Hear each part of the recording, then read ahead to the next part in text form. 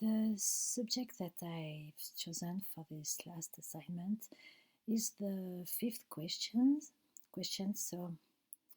It's I've heard that those immersion schools get all the good involved parents and all the gifted students. No wonder the test scores are so high.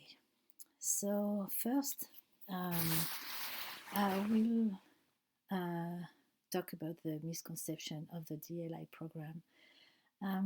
So I've been working in a dual language immersion school for 5 years, and that's true that I've heard a lot of things about dual language immersion program from some people who don't really know what's um, a dual language immersion class. So because um, students are learning um, another language, and moreover, math for me in second grade in French.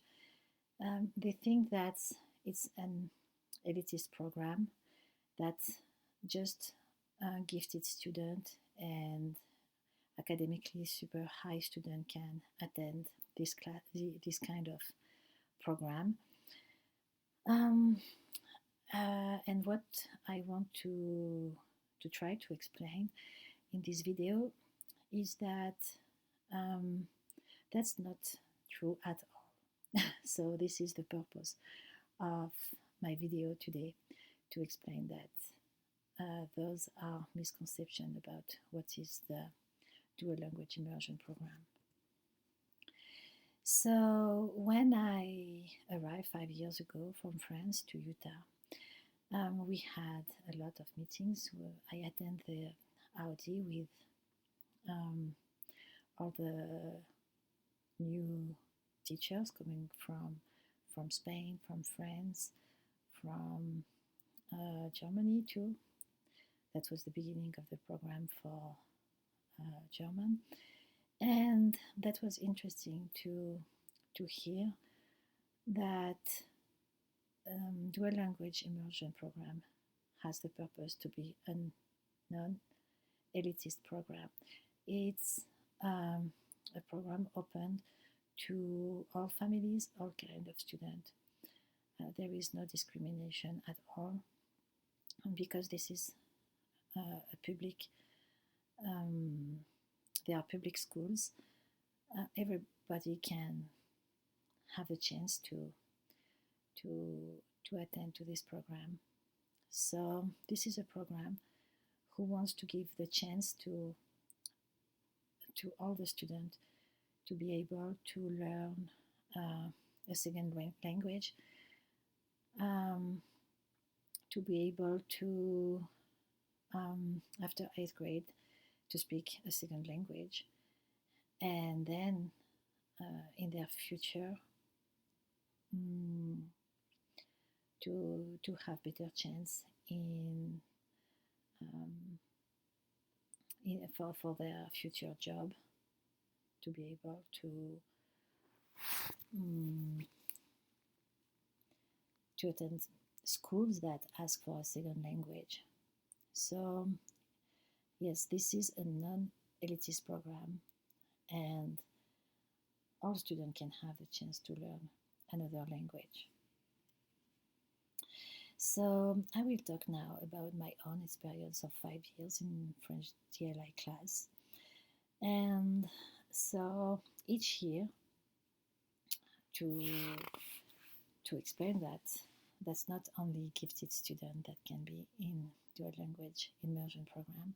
So each year I have students who struggle in math, struggle in English, and even for who the French is hard.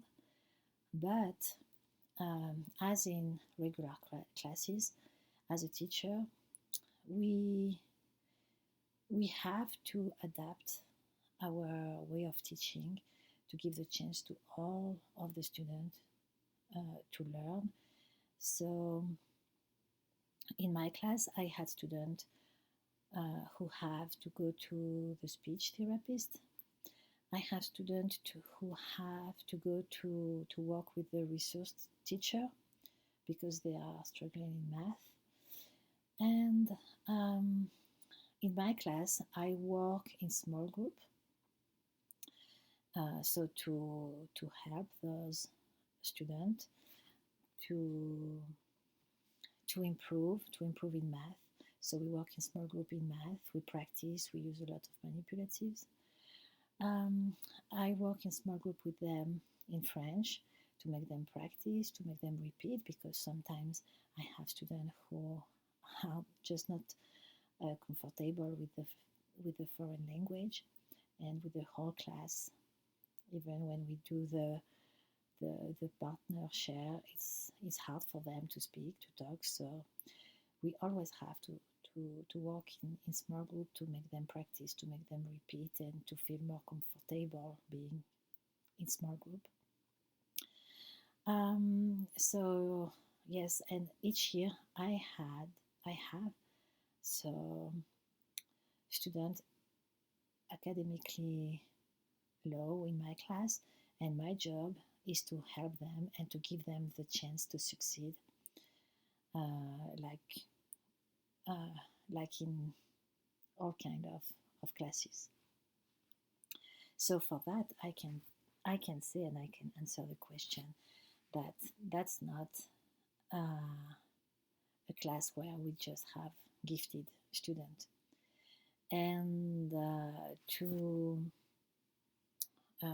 make a good relationship, to build a good community in the class, um, I try my best to have the high student helping the student who have more difficulties, either in math or in French.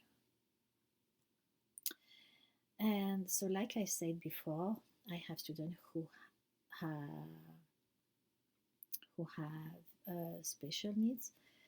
Uh, so those special needs students, so they have a chance to work with the resource teachers during group time.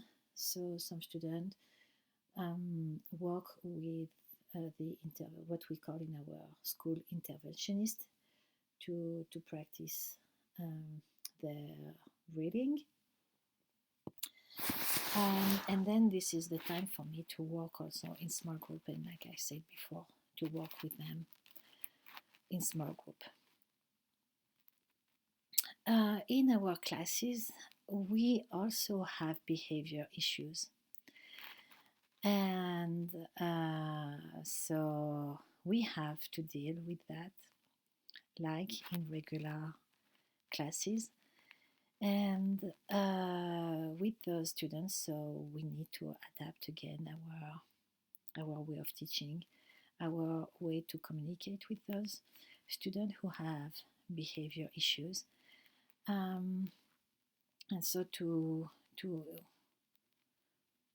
make some plans to help the student, and usually they don't have a good behavior in class because they want to attract the attention of the adult, and this is very often when they don't feel comfortable in their own family, they don't have the attention that they need, and so the behavior issues from students, this is something that since I am a teacher, I experimented in all my classes when I was in France, and now that I am teaching here in the United States. So we also have behavior issues, and behavior issues coming from children who doesn't have all the support that they need at home. So in the subject, when it's said that GLI program have all the good families and supportive families. So again, that's not true at all. And every year we have to meet with the school counselor, the psychologist, all the team to meet with parents and to elaborate some plans to help those students and to have a better communication with families. So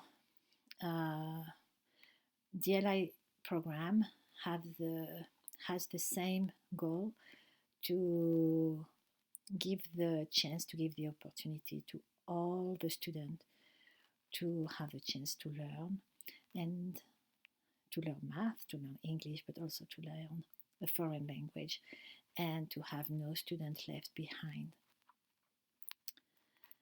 And to have the chance to work on this goal, to have no student left behind. So we work very closely with all the teachers. So in my school we have four classes for each grade. 2 are regular classes and 2 are DLI, and we work in collaboration with the teacher from the regular classes. We set goals together. We studied the datas all together, and we try to find strategies to make all the students improve. If we have behavior issues, to find some strategies to solve those problems. And when it's time, during our IPLC time, to study the datas, we can see clearly that the DLI classes don't have automatically better scores. So again, if we consider the data from the 4 classes, so regular class or DLI class in math, for example, we can see that the scores are not higher in the DLI class. And this is a concrete proof for those parents who think that we have better scores in DLI program. That's not true, because if you take data from all the classes, they are approximately the average is approximately the same. And some students who are in a regular class,